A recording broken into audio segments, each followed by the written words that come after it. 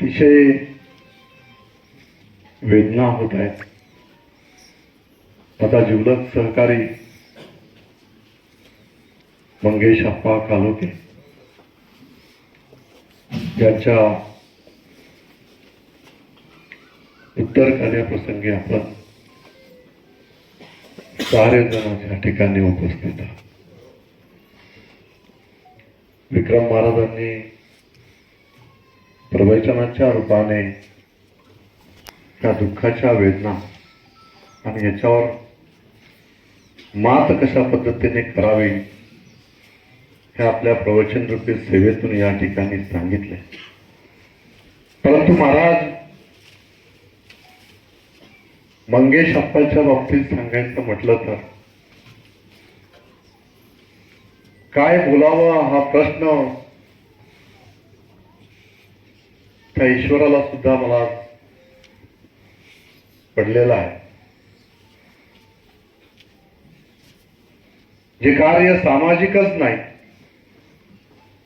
तर धार्मिक सुद्धा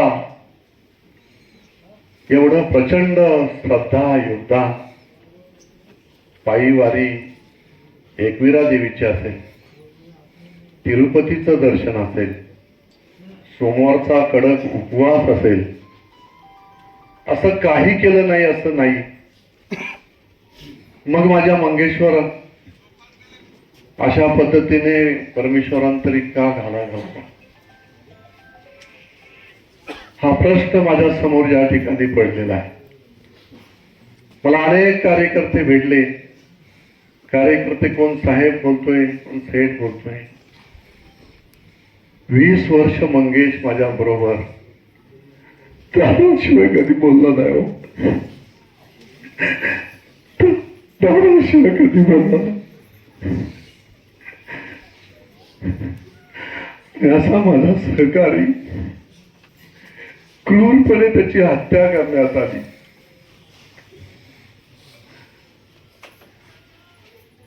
फार मोठं दुःख सगळ्या माझ्या मतदारसंघात, माझ्या सगळ्या शिवसेना, सगळ्या नातेवाईकांना, मानसीताईपासून सगळ्या दोन्ही मुलींना, विष्णू आर्य असेल, सामाजिक सेवा पारावरा नाही हो. मग कुठे कमी पडलो आम्ही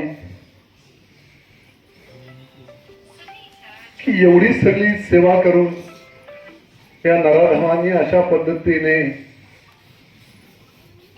रेअरेस्ट ऑफ रेअर केस अमानुष हत्या अशा पद्धतीचं कृत्य एक प्लॅनिंग करून एका शिवसैनिकाची, सर्वसामान्यांची सेवा करणाऱ्या मंगेशची, अप्पाची त्या ठिकाणी करण्यात आली आहे. काय वाणार तर आम्ही सत्संगी. परंतु जे योगदान मंगेश अप्पांनी या संपूर्ण कोकणीकरांसाठी, साईबाबा नगरसाठी, सगळ्या माता भगिनींसाठी, साईबाबा नगर परिसरामध्ये, संपूर्ण खोपोली शहरामध्ये सर्वसामान्य असणारं कुटुंब हे मंगेशचं कुटुंब. मंगेश काही व्यापाऱ्यांच्या घरी जाऊन बसत नव्हता. मंगेश सर्वसामान्य लोक, गरिबांचा दाता होता. आपल्या खिशात असणारा रुपया, तो रुपयाच्या रुपया समोरच्याच्या असणारी गरज भागवण्यासाठी, आपला परिवार, आपलं घर त्याचा तुम्ही सगळ्यांनी पाहिलं आहे. त्या परिस्थितीमध्ये आपलं आयुष्य जगायचं, परंतु समाजाला आपण देणं दिलेलं आहे, समाजाला आपण वाहून दिलेलं आहे. अशा पद्धतीने या साईबाबा नगरमध्ये कर्जत मधून येणारा हा माझा नातेवाईक असणारा, जिवलग सहकारी असणारा, मित्र असणारा, भाऊ असणारा हा माझा सहकारी संपूर्ण आयुष्य, जसं दोन्ही मुलींनी आणि मानसीताईंनी सांगितलं, घरात सुद्धा वेळ देत नव्हता. दारूचा थेंब कधी त्यांनी पासून केलेलं नाही. व्यसन त्याला कधी माहिती नाही. फक्त आणि फक्त जनसेवा, जनमानसांची सेवा करणं हीच ईश्वरी सेवा समजून मंगेशने आतापर्यंत या परिसरामध्ये, साईबाबा नगरमध्ये, साईबाबाचं मंदिर असेल, तिथला भंडारा असेल, तिथलं गणपतीची मिरवणूक असेल, दादा तू यायला पाहिजे, तू आल्याशिवाय मिरवणूक निघणार नाही. प्रत्येक वेळेला त्याला लागणारी मदत, एक माझा अतिशय जवळचा सहकारी, मी या मतदारसंघाचा आमदार असताना, सरकार असताना आज माझ्या सहकार्याची अशा पद्धतीने निर्घृणपणे हत्या करण्यात त्या ठिकाणी आलेली आहे. आमचं दुर्दैव आहे म्हणावं लागेल. आम्हीच त्या ठिकाणी कमी पडलो असं म्हणावं लागेल. सगळ्या गोष्टीची ताकद, शक्ती आमच्या बरोबर असताना सुद्धा मंगेशचा साधेपणा आज मृत्यूला कवाटणी घालू शकतो. हे जर त्याला त्या गोष्टीची कल्पना आली असती तर कदाचित अलर्ट राहिला असता.